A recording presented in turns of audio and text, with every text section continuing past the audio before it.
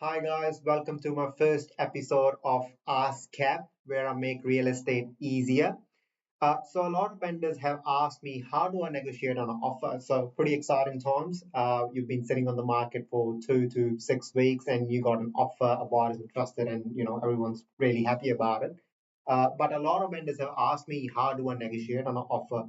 So there's a couple of things to consider in that. I would say first of all, you need to understand that you can only rely on the information that your agent has got or the agent has got out of the buyers, which is really, really important.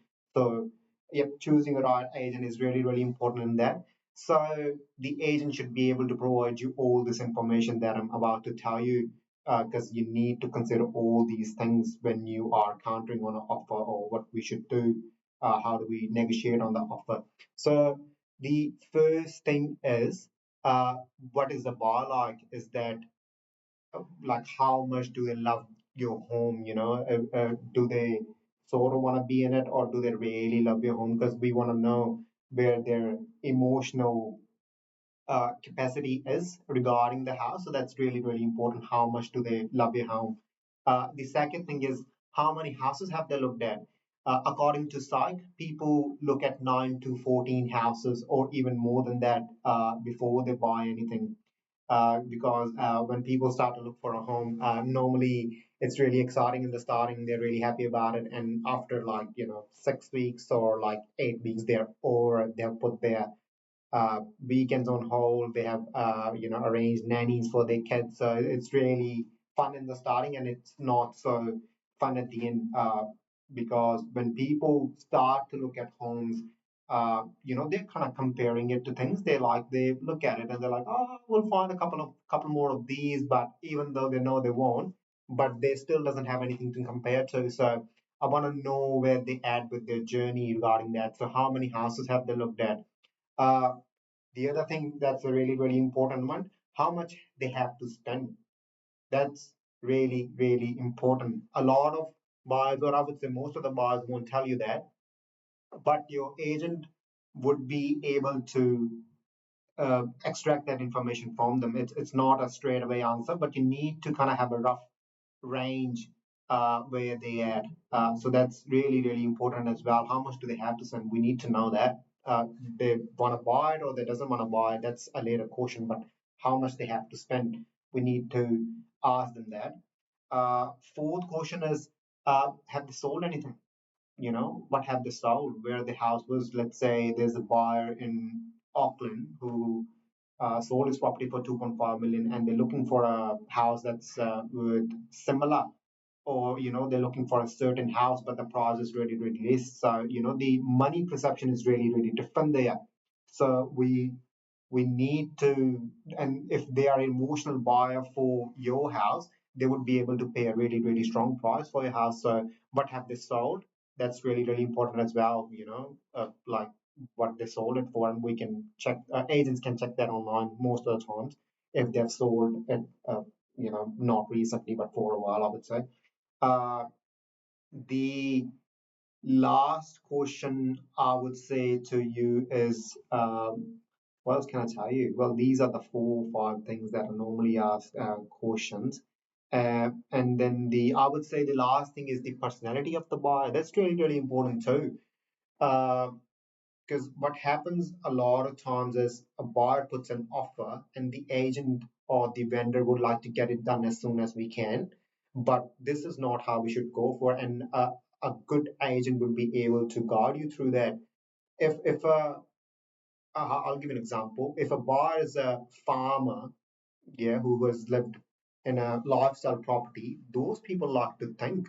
So if they have put an offer and you give them a counter or something on the same day or like an hour or so, they might back up a bit because it's like, why are they so keen? So you gotta understand the personality of the buyer as well. Are they thinkers, or would they like to get things done quickly, or and you gotta have to keep the pace going with their timing, because it's not really how long the property's been on the market, it's how long the bar's been on the market. So we need to understand that as well. So you gotta see if a buyer is a slow walking person, or how do they talk and stuff like that. So personality is really really important, so you can match that during the offer, and then the process goes really really well. So yeah, how keen is the buyer regarding your house?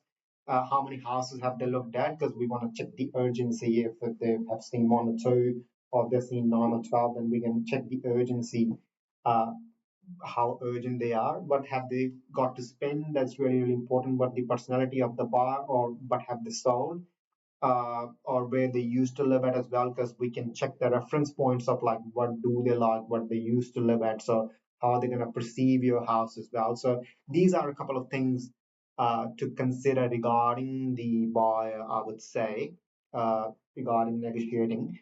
The other thing, which is a really, really important thing I would like to talk about, is competition. That's that's the best thing an agent can use to maximize your profit, how while we're negotiating on an offer, because it's social proof. Everyone wants something that the other person wants. It's really really important to build competition. It's That's the thing. I think agent should be able to tell the vendor if there's anyone else that would like to get involved in the process, or if there's any other buyers who is not included in the process that we would like to include to. Uh, uh, yeah, because even if it's a low offer and we're doing a deadline or something, I would still like to get it on paper so we can negotiate, or we can create that urgency with the other buyers. Like, hey, we got multiple offers, so if you do want the property, you gotta put your best foot forward. And it's of course it's different in the auction process because everyone can see the bids. So competition is really really important. The other thing, and the last thing I would like to say actually is uh, the price. So there's two types of buyers in my opinion. There's statistical buyers and there's emotional buyers. The buyers always start statistically, and the price then goes emotionally. So when a buyer comes in a house, they normally like to have a look at it, and they're like, "Oh yeah, I like the house." And then they go to the agent and they ask him, "Hey, how much is the vendor expecting?" So it's really, really important to tell them a statistical price range, or a statistical to an emotional price range, because if you say a number that's not aligning with the statistical range, the buyer's going to get turned off. Like they're like, oh no, they're asking for too much, and we don't want that, because most of the times your emotional buyer, which we want, which is going to pay the highest price, have seen the property in the first 4 to 6 weeks, but they might not put an offer on your property because you haven't quoted the price right. So it's really important to quote the price right for the first 4 to 6 weeks, so you can get as many buyers aligned on the same feedback. Then you can get as many offers as you can on the table, and then you can negotiate with the highest offer. So yeah, it's really really important to build that emotional price rather than saying it straight away, because yeah, after those 6 to 7 to 8 weeks, you might not get a good price, and it's just hard to build that momentum again. So really really important to manage the price right in the starting. So yeah, statistical buyer and emotional buyer. And if you're only getting statistical buyer through your properties, that might not be the right or the best buyer you're gonna find. So yeah, it's really important to get a statistical buyer, or emotional buyer. Tell them the right price, because most of the buyers know what going on outside. They've been looking for houses, for 2 3 months. They know what the prices are like out there, sort of. So it's really really important that we tell them the right price, and once you get multiple offers on the table, then you can build the price from there. So this is how you negotiate on an offer. Just a bit of education there. But of course, your agent, if he's good at it, he will be able to guide you better on that, and then he'll be able to help you throughout the whole way, because he should know all these things that I'm talking about. So, yeah. But thank you, guys. I'll come back with another episode of Ask Cap. Bye.